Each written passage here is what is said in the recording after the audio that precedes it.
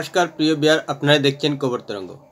4.5 মাসেই একটা দেশ চালানো কত মহা মুশকিল হারে হারে টের পেয়ে গেছে বাংলাদেশের অন্তর্বর্তী সরকার। যে শেখ হাসিনাকে স্বৈরাচারী মানসিকতার প্রতিপন্ন করে দেশের মানুষের সহানুভূতি আদায় করেছিল বর্তমান অন্তর্বর্তী সরকারের উপদেষ্টা এবং সমন্বয়করা, তারা এবার শেখ হাসিনাকেই ব্যবহার করে দেশের মধ্যে আমজনতার সহানুভূতি আদায় করতে চাইছে। এই কারণে ভারতের দিল্লি সরকারের কাছে নোট বারবার বা কূটনৈতিক চিঠি পাঠিয়েছে হাসিনাকে প্রত্যর্পণের জন্য। কেননা বাংলাদেশে বৈদেশিক মুদ্রার বাড়ারে টান, বিভিন্ন শিল্প কারখানায় শ্রমিক ছাঁটাই, বাজারে দৈনন্দিন জিনিসপত্রের দামে আগুন রীতিমতো বাংলাদেশের মানুষকে অসন্তুষ্ট করে তুলেছে। সেটা অন্তর্বর্তী সরকার বুঝতে পেরেছে। তাই যে হাসিনাকে টার্গেট করে দেশের মানুষের মধ্যে সহানুভূতি আদায় করে সরকারে এসেছিল অন্তর্বর্তী সরকার, সেই সমন্বয়ক উপদেষ্টারা এবার হাসিনাকে প্রত্যর্পণের জন্য ভারতকে চিঠি দিয়ে আবার দেশের মানুষের সহানুভূতি আদায় করার জন্যই হয়তো চিঠি দিয়েছে। প্রিয় বিহার, ভিডিওটি ভালো লাগলে সাবস্ক্রাইব করবেন, এতে আপনার ক্ষতি হবে না কিন্তু আমাদের উপকার হবে। দিল্লি চিঠি পেয়েছে সে কথা স্বীকার করা হয়েছে এবং তৌহিদ হোসেন বাংলাদেশের বিদেশ উপদেষ্টা বলেছেন যে দিল্লিকে চিঠি পাঠানো হয়েছে, কিন্তু এখন বাংলাদেশেও ধীরে নীতি চলতে চাইছে এবং দিল্লিও সমস্ত দিক বিচার বিবেচনা করেই হাসিনার সম্পর্কে কোনো পদক্ষেপ নেবে।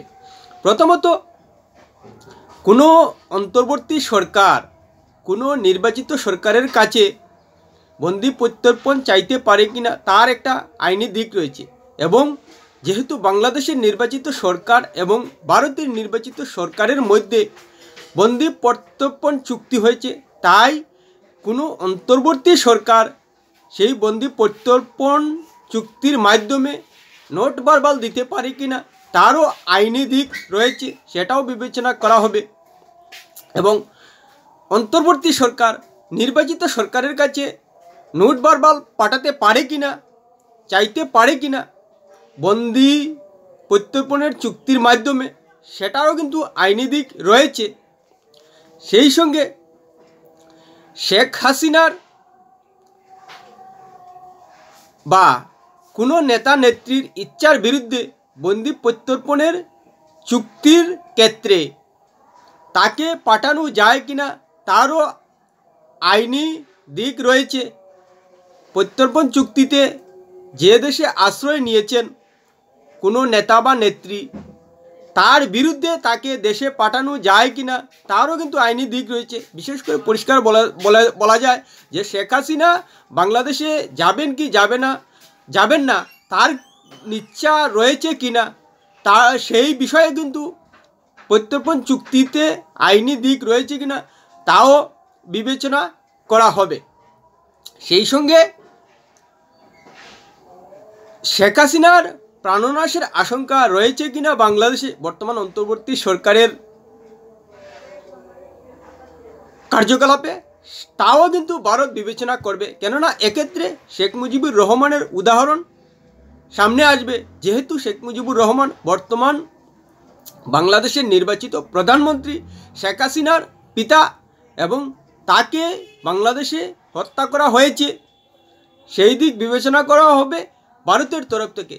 এবং ভারত যে দক্ষিণ এশিয়ায় একটা বৃহৎ শক্তি এবং বিশ্বে অন্যতম চতুর্থ বৃহত্তম সামরিক শক্তি, তাই যদি বাংলাদেশের অন্তর্বর্তী সরকারের কাছে বা বাংলাদেশের অন্তর্বর্তী সরকারের আবেদনে সাড়া দিয়ে শেখ হাসিনাকে বাংলাদেশের হাতে তুলে দেওয়া হয় এবং তাতে শেখ হাসিনার প্রাণের ঝুঁকি হয়ে যায়, তাহলে কিন্তু ভারতের যে বৃহৎ শক্তি হিসেবে দক্ষিণ এশিয়ায় মর্যাদাকর অবস্থা রয়েছে তা বিশ্বের সামনে নেপাল, ভুটান, মালদ্বীপ, শ্রীলঙ্কার কাছে লঘু হয়ে যাবে, তাতে প্রতিবেশী রাষ্ট্র এবং বিশ্বের অন্যান্য রাষ্ট্র ভারতকে ভরসা করতে পারবে না, বিশ্বাস করতে পারবে না, সেটারও কিন্তু একটা দিক রয়েছে। এবং বাংলাদেশে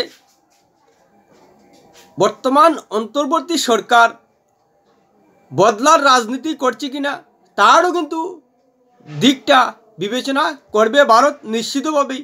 এবং বাংলাদেশে যে অরাজক পরিস্থিতি রয়েছে, রাজনৈতিক ডামাডোল সৃষ্টি হয়েছে, রাজনৈতিক নেতাদের আটক করতে যেভাবে অন্তর্বর্তী সরকার নানাভাবেই কঠোর অবস্থান নিয়েছে, তাও কিন্তু শেখ হাসিনাকে প্রত্যর্পণের ক্ষেত্রে বিবেচনা করা হবে। সেই সঙ্গে এটাও মাথায় রাখা হবে যে ভারতের একটা মূল মন্ত্র অতিথি দেবো ভব, অর্থাৎ যে কোনো অতিথিকেই ভারত দেবতার মতো সম্মান সমতুল্য মনে করেন এবং ভারত তার এই অতিথি দেবভব মন্ত্র সবসময় স্মরণে রাখে, যার জ্বলন্ত উদাহরণ দলাই লামার। তাই শেখ হাসিনার ক্ষেত্রেও অতিথি দেবভব মূল মন্ত্রকেই বজায় রাখা হবে, যাতে ভারতের মূল মন্ত্র অতিথি দেবভব সারা পৃথিবীর মানুষ জানেন, সেটা যাতে অক্ষুণ্ণ থাকে। শেখ হাসিনার ক্ষেত্রেও সেটাও কিন্তু বিচার বিবেচনা করা হবে ভারত থেকে, যাতে কোনো অবস্থায় ভারতের অতিথিদের সেবা করার যে একটা মহান মন্ত্র রয়েছে তার যাতে অমর্যাদা না হয়, তা যাতে ক্ষুণ্ণ না হয়, সেটা কিন্তু ভারত বিবেচনা অবশ্যই করবে। সেই সঙ্গে 20 জানুয়ারি পর্যন্ত নিশ্চিতভাবেই অপেক্ষা করা হবে, যেহেতু 20 জানুয়ারি আমেরিকায় ডোনাল্ড ট্রাম্প প্রেসিডেন্ট পদে বসবেন। আর এটা আমরা জানি যে জো বাইডেন বর্তমান প্রেসিডেন্ট আমেরিকার, এবং ডোনাল্ড ট্রাম্পের মধ্যে তাত্ত্বিক দিক দিয়ে এবং আদর্শগত দিক দিয়ে অনেক তফাৎ রয়েছে নরেন্দ্র মোদীর সঙ্গে। জো বাইডেনের যতটা না সখ্যতা, তার থেকে বেশি ডোনাল্ড ট্রাম্পের সঙ্গে। তাই বাংলাদেশের বর্তমান পরিস্থিতি বর্তমানে যে জায়গায় দাঁড়িয়ে রয়েছে, ডোনাল্ড ট্রাম্প আমেরিকার প্রেসিডেন্ট পদে 20 জানুয়ারি বসার পর কিন্তু পরিস্থিতি বদলাতেও পারে। সেই সঙ্গে ভারত এও প্রতিশ্রুতি দিয়ে রেখেছে বাংলাদেশকে যে ভারতের উপর যেসব ক্ষেত্রে বাংলাদেশ নির্ভর করে রয়েছে তাতে কোনো অবস্থায় ভারসাম্যহীন করা হবে না। বিশেষ করে জিনিসপত্রের রপ্তানির ক্ষেত্রে চাল, পেঁয়াজ, আলু বা বিভিন্ন অন্যান্য জিনিসের ক্ষেত্রে এতে অবশ্যই ভারত মাথায় রাখতে বাধ্য হচ্ছে হিন্দুদের কথা। যেসব হিন্দু বাংলাদেশে বসবাস করছেন, যদি বাংলাদেশে জিনিসপত্রের ক্ষেত্রে টানাপোড়েন সৃষ্টি হয়, তাতে বাংলাদেশের সংখ্যাগরিষ্ঠ মুসলিম সম্প্রদায় যেমন কষ্ট পাবেন, তেমনি হিন্দু সম্প্রদায় কষ্ট পাবেন। সেই দিক বিবেচনা করেই বাংলাদেশের সঙ্গে এখন পর্যন্ত রপ্তানি আমদানির ক্ষেত্রে ভালো সম্পর্ক রাখার বারবার চেষ্টা করে যাচ্ছে ভারত, এবং বারবার অনুরোধ করছে বাংলাদেশকে যাতে কোনো অবস্থায় সম্পর্ক খারাপ না হয়, ভাষা সংযত রাখে দুই দেশের সম্পর্কে কূটনৈতিক ক্ষেত্রে। আর যেহেতু বাংলাদেশের হিন্দু নির্যাতনের জন্য ভারত প্রথম থেকে সোচ্চার হয়েছেন, এবং নরেন্দ্র মোদী থেকে ধরে ভারতের বিভিন্ন রাজনৈতিক নেতারা এবং সাধারণ মানুষ সোচ্চার হয়েছেন যাতে কোনো অবস্থায় বাংলাদেশের হিন্দুদের উপর নির্যাতন না হয়, এবং কঠোরভাবে বর্তমানের অন্তর্বর্তী সরকার কড়া নজর রাখে। সেই ক্ষেত্রেই এখন পর্যন্ত বাংলাদেশের সঙ্গে ভারত শত্রুতা বা কোনো ধরনের কূটনৈতিক সম্পর্ক ছিন্ন করার দিকে যায়নি। এটাই মূল কথা, যাতে কোনো অবস্থায় বাংলাদেশে সংখ্যালঘু হিন্দু এবং খ্রিস্টান বৌদ্ধ সম্প্রদায় নির্যাতনের শিকার না হন এবং বাংলাদেশে একটা ক্রাইসিস তৈরি না হয় ভারতের জন্য। যদি ক্রাইসিস তৈরি হয় ভারতের জন্য, তাহলে স্বাভাবিকভাবেই সংখ্যাগুরু মুসলিমরা যেমন কষ্ট পাবেন, তেমনি সংখ্যালঘু সম্প্রদায় কষ্ট পাবে। সেই দিক বিবেচনা করেই ভারত বাংলাদেশের সঙ্গে বারবার সম্পর্ক ভালো করার আবেদন করে যাচ্ছে। বাংলাদেশের সংখ্যালঘু মৌলবাদী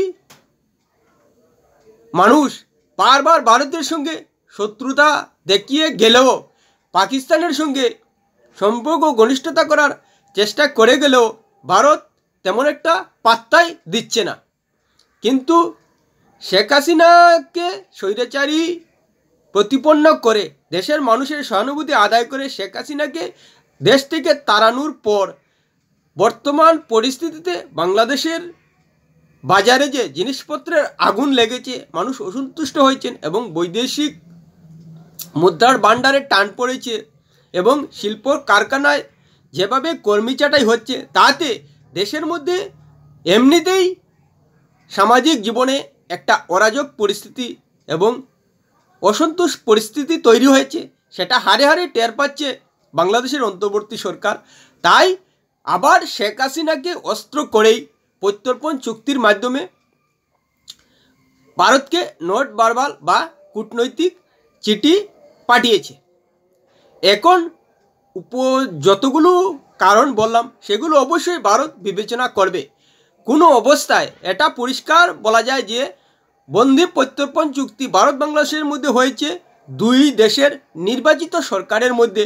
কোনো অন্তর্বর্তী সরকারের সঙ্গে ভারতের নির্বাচিত সরকার বন্দি প্রত্যর্পণ চুক্তি করেনি। তাই অন্তর্বর্তী সরকারের সেই ক্ষমতা, সেই আইনি দিক রয়েছে কি না নোট ভার্বাল পাঠানোর, সেটাও কিন্তু একটা প্রশ্ন এসে যাবে। এবং এক্ষেত্রে ভারত অবশ্যই বিবেচনা করবে নিজেরা বিভিন্ন দেশে যেভাবে কূটনৈতিক চিঠি পাঠিয়েছেন বন্দি প্রত্যর্পণ করার জন্য, সেক্ষেত্রেও একমাত্র শুধু আমেরিকায় 50টি বন্দি প্রত্যর্পণ চিঠি পাঠানো হয়েছে, কিন্তু সেগুলো এখন পর্যন্ত ঝুলে রয়েছে। আর সারা বিশ্বে ভারতের বন্দি প্রত্যর্পণ চিঠি 100টির উপর রয়েছে, সেগুলো কিন্তু ঝুলে রয়েছে।